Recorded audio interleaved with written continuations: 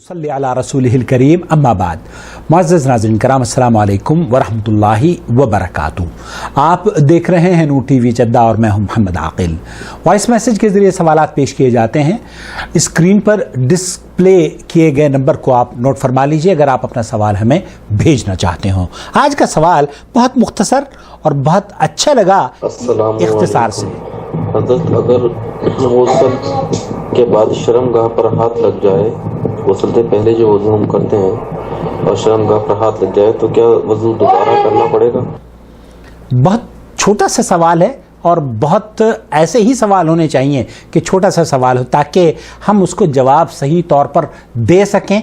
मेरी वीडियोस दरअसल दो फतवों पर मुश्तमिल होती है। एक तो अरबी का मैं फतवा आपकी खिदमत में पेश करता हूं और दूसरे उसे समझाने के लिए आपकी ज़ुबान में उसे मुंतकिल करने की कोशिश करता हूं। तो ये इसलिए बेहद ज़रूरी है क्योंकि हम किसी भी मसले की तय तक और उसकी जो हमें हकीकत तक पहुंचना चाहिए वहां तक हमारी रसाई हो सके।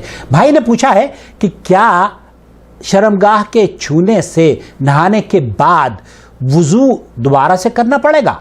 आइए मैं आपको लेकर चलता हूं समाहत शेख अब्दुल अजीज अल फौजान की महफिल में। ثبت عن النبي عليه الصلاة والسلام في صحيح مسلم أنه قال من مس ذكره فليتوضأ। सही मुस्लिम में ये रिवायत मौजूद है। अल्लाह के रसूल सल्लल्लाहु अलैहि वसल्लम ने फरमाया है कि जिसने अपनी शर्मगाह को धोया है या हाथ लगाया है, जिसने अपनी शर्मगाह को हाथ लगाया है उसको चाहिए कि वो वज़ू दोबारा से कर ले।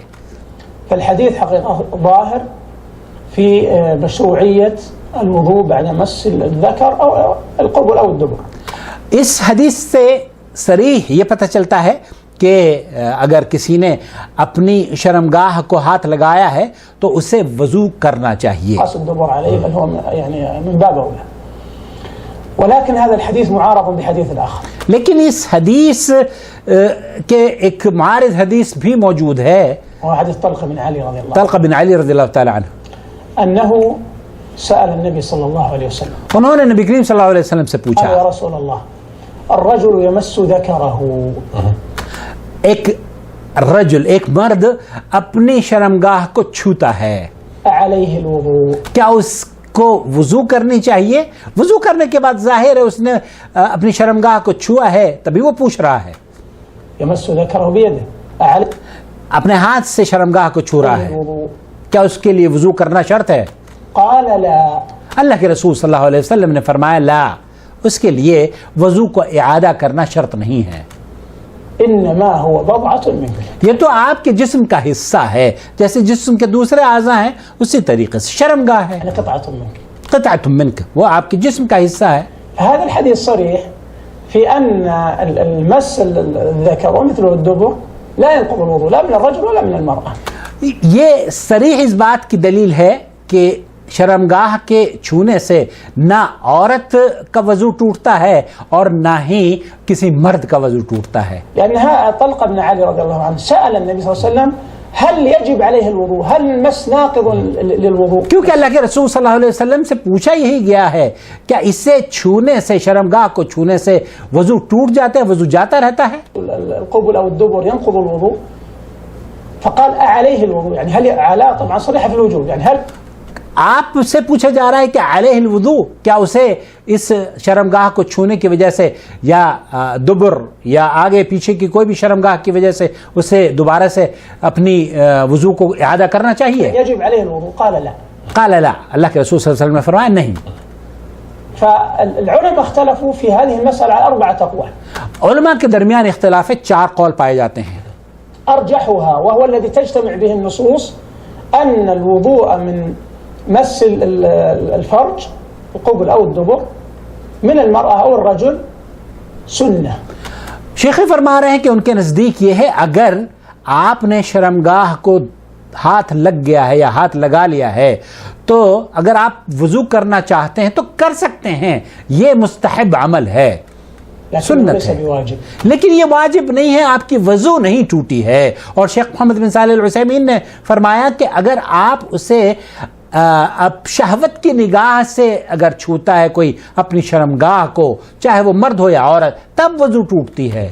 वला युअद्दु المس الفرج أو أحد الفرجين لا يعد ناقضا للوضوء على الصحيح. اور اس شرمگاہ کو چاہے وہ کوئی بھی شرمگاہ ہو، عورت کی ہو یا مرد کی ہو، اس کے چھونے سے نواقض الوضوء میں سے نہیں ہے.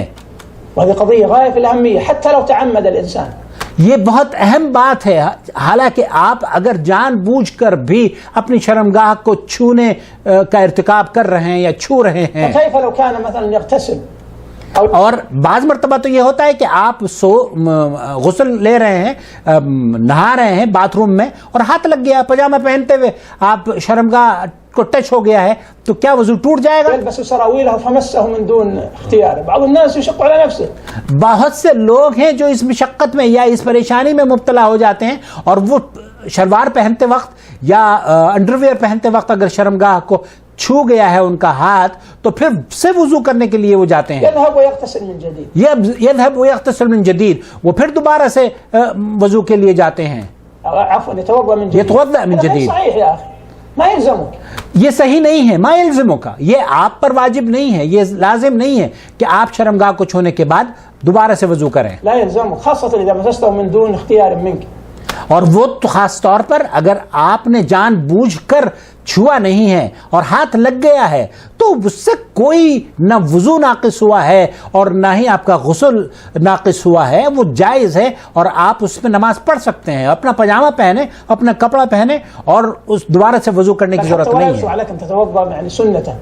اور حتیٰ اگر آپ نے جان بوجھ کر اپنی شرمگاہ کو نہیں چھوا ہے اور ویسے ہی لگ گیا ہے، تو اس پر تو کسی کا بھی اہل علم کا موقف یہ ہے کہ اس پر اعادہ کرنے کی ضرورت قطعی نہیں ہے.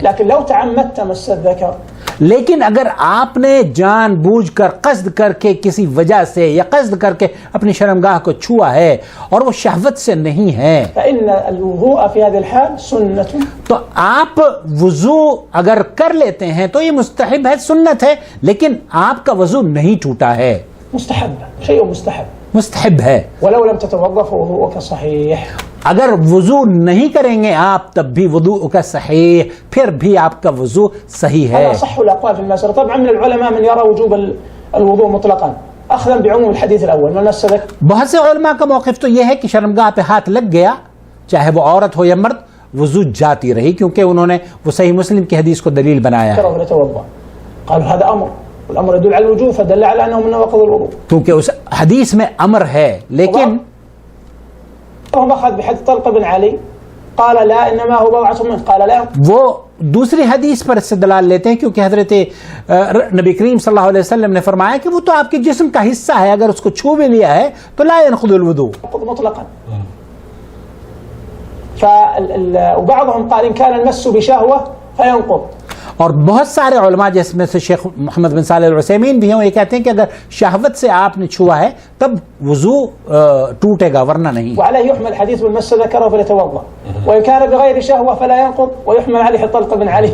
جی، وهذا قول ايضا يعني له وجاهه، لكن ارجح الاقوال هو القول الرابع الذي اشرت اليه، وهو ان مس الذكر. جو ارجح قول شیخ فرما رہے ہیں وہ یہ ہے کہ اگر آپ کا شرمگاہ آپ نے چھو لی ہے تو وضو نہیں ٹوٹا ہے، واجب نہیں ہے کہ آپ وضو کریں، لیکن اگر کر لیتے ہیں تو مستحب ہے، کر لیں، کوئی حرج نہیں ہے، لیکن واجب نہیں ہے. اگر آپ نہ کریں اور نماز پڑھ لیں تو وہ صحیح ہے. او القبل او الدبر هو الوضوء منه سنة. وضوء منه سنة ليس بواجب، مستحب ولا ہے. ينقض الوضوء. ومن هذا ايضا ناخذ ان تغسيل الام. اسی طریقے سے وہ مائیں جو اپنے بچوں کے پیمپرز بدلتی ہیں یا ان کی شرمگاہوں کو دھلاتی ہیں، انہیں سنجا کراتی ہیں، وہ بہنیں جو اپنے بھائیوں کی، چھوٹے بھائیوں کی شرمگاہ کو دھلاتی ہیں، یا وہ والدین یا وہ مرد حضرات جو بچے ہیں جن کے گھروں میں اور وہ اپنی بیویوں کی مدد کرتے ہیں اور اپنے بچوں کی پیمپرز چینج کرتے ہیں یا ان کی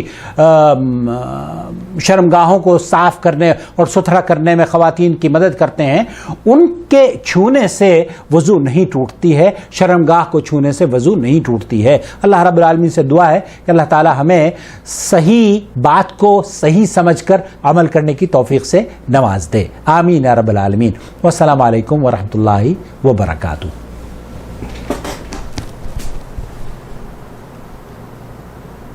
اللہ ولی الذین آمنوا یخرجهم من الظلمات إلى النور